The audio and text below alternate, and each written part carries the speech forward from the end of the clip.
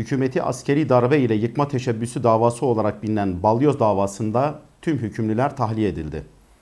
Anayasa Mahkemesi'nin adil yargılanma hakkının ihlaline dair kararının hemen ardından nöbetçi mahkeme tarafından 230 balyoz sanığı için tahliye kararı verildi. Böylece mahkeme tarafından verilmiş mahkumiyet hükmü Yargıtay tarafından da onaylanmasına rağmen Anayasa Mahkemesi'nin verdiği ihlal kararı ile darbeden hüküm giymiş tüm askeri personel tahliye edilmiş oldu. Gerek tutuklandıkları gerekse tahliye oldukları yargı süreçleri dikkate alındığında hukuk sistemi ve yargı erkinin egemenlerin elinde nasıl bir silaha dönüştüğü çok net bir biçimde görüldü. Yasalar, yargı paketleri, yeniden düzenlemeler ve yüksek yargı içtihatları ise olan bitene birer kılıf ve gerekçe oluşturmaktan ibarettir. Uzun yıllardır halkın büyük çoğunluğunun maruz bırakıldığı haksızlık ve hukuk skandalları seçkin zümreler söz konusu olunca gündeme gelmekte ve düzeltilmektedir. Yıllardır uygulanan keyfi hukuk düzeninde şaibeli dijital veriler delil kabul edilerek Hizbullah, İbdace, El-Kaide, Umut davası ve benzeri davalarda 229 kişi müebbet hapis cezası ile cezalandırılmıştır. Anayasa Mahkemesi'ne bireysel başvuru hakkı, tarih hilesiyle ellerinden alınan binlerce mahkum ise hala zorba düzenin kurbanı olmaya devam etmektedir. Balyoz soruşturması ile kendisine yönelik darbe planları deşifre edilen hükümet ve başbakanın gerçekleşen tahliyelerden hiçbir rahatsızlık duymaması, aksine tahliyelerden kendisine pay çıkarma gayreti sergilemesi tam bir tutarsızlıktır. Yakın zamanda Başbakanlıkta yasa dışı dinlemeler sebebiyle başlatılan böcek soruşturmasında şüphelilerin serbest bırakılmasından şikayet eden hükümet darbe sanıklarından rahatsız olmamakla bu konudaki samimiyetsizliğini ortaya koymuştur. Seçim meydanlarında darbe mağduriyetiyle halkın tercihini kendi tarafına kanalize etmeye çalışan iktidar partisi, yargı sisteminin bunca mağdurunu görmezden gelirken, darbeci zihniyet sahibi seçkin zümrelerin hak ve hukukuna sahip çıkmayı ise marifet bilmiş ve olumlamıştır. 12 Eylül davasında dönemin Genelkurmay Başkanı Kenan Evren ve Hava Kuvvetleri Komutanı Tahsin Şahinkaya hakkında müebbet hapis kararı verildi. Yargılamaları başından beri tutuksuz devam eden Evren ve Şahinkaya'nın daha şimdiden 1991'de çıkarılan aftan faydalandırılması gündeme gelmiştir.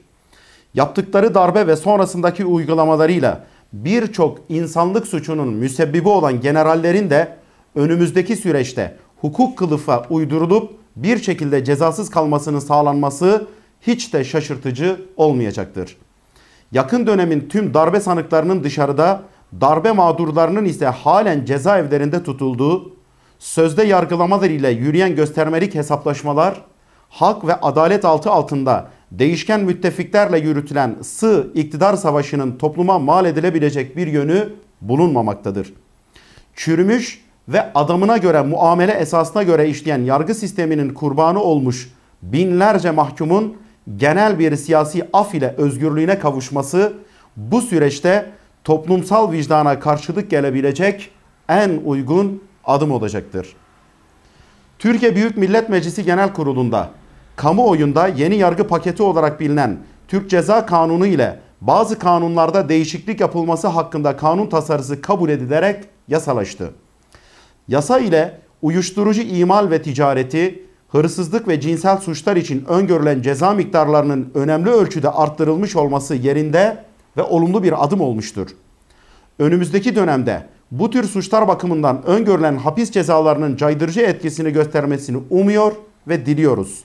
Keza hasta mahkumların tahliyesi için öngörülen ve keyfi muamelelere yol açan ağır şartların mahkum lehine hafifletilmesi de isabetli olmuştur. Ne var ki bu konuda Adli Tıp Kurumu'nun keyfi kararlarını önleyici düzenleme yapılmaması da büyük bir eksikliktir. Sisteme muhalif hemen her kesimden siyasi mahkuma ayrımcı ve düşmanca bir tavırla yaklaşan Adli Tıp Kurumu'nun mağdur ettiği çok sayıda hasta mahkum bulunmaktadır. Adli tıp kaynaklı keyfi muamelelerin önüne geçilmesi de bir zaruret halini almıştır. Yargıtay Kanunu ve idari yargıdaki bazı düzenlemeler ile siyasallaşan hukuk düzeni yerine siyaset kendi hukuk düzenini inşa etmeye çalışmaktadır. İdari yargının hızlanması bakımından temyiz yerine istinaf sisteminin getirilmesi olumlu olmuştur. Ancak kapsamlı yargı reformu yapmak yerine günübirlik ihtiyaca binaen hükümetin özelleştirme, acele kamulaştırma ve ihale gibi ekonomik değere sahip paralı işlemleri üzerine açılacak davaların ivedi yargılama usulü adı altında alel acele karara bağlanmasını zorunlu kılan imtiyazlı yargı usulü getirilmesi sağlıklı bir hukuki denetim açısından sakıncalı olmuştur. Her eğitim öğretim döneminin sonunda ilim irfan yuvaları olan medreselerimiz topluma önderlik edecek alim ve alimelerini bir bir mezun etmekte, onlara icazetlerini vermektedir. Yasal bir statüye henüz kavuşmamış olsa da milletimizin bağrından kadim bir gelenek olarak bağımsız şekilde hayatiyetini sürdüren medreselerimizin bağımsızlıklarını koruyarak yasal bir statüye kavuşmaları gerekmektedir. Parti programımızda da belirttiğimiz üzere medreseler iyileştirilmeli, asli fonksiyonlarına kavuşturulmalı ve medreselerde verilen icazetlere resmi statü tanınmalıdır. Medrese eğitiminde geçen süre zorunlu eğitim süresinden sayılmalıdır. Buralardan mezun olan öğrencilere belli sınavlardan geçtikten sonra denklik diploması verilmelidir. İzmir'de partimize ve İslami sivil toplum kuruluşlarına yönelik gerçekleştirilen yasa dışı dinlemeler deşifre oldu. Daha önce parti çalışmalarımızın kayıt altına alınmasına yönelik dinleme teşebbüsünün suçüstü yapılarak ortaya çıkarılmasının ardından İzmir İl Teşkilatımıza ses ve görüntülü kaydedici cihaz yerleştirildiği tespit edildi. Bu tür gayrimeşru izleme ve dinleme faaliyetlerinin siyasal hareketimizi korku ve terör atmosferi oluşturarak engellemeye ve toplumsal desteği sınırlamaya yönelik bir algı operasyonu olduğu açıktır.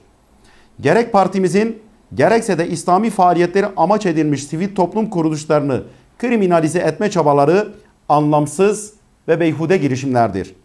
Siyasal iktidarı elinde bulunduran hükümeti bu konuda uyarıyor, hukuk dışı bu ve benzeri uygulamaları bir an önce sonlandırması çağrısında bulunuyoruz. ABD işgaliyle Müslüman halkın kamplaştırılarak birbirine düşman edildiği Irak'ta halkın acılarına yeni acılar katacak ve bütün İslam alemini de etkileyecek yeni bir fitne ortamı meydana gelmiştir. İttihad-ı İslam'a zarar veren mezhepçilik ve tekfircilik fitnelerinin yaygınlaşmaması, bu konuda haklı haksız çekişmesine girilmemesi ve bu çatışmaların kapsamlı bir mezhep savaşına dönüştürülmeden bir an önce sonlandırılması gerekir. Zira bu fitne yayılırsa Moğol istilasından daha büyük acı ve yıkım getirecektir.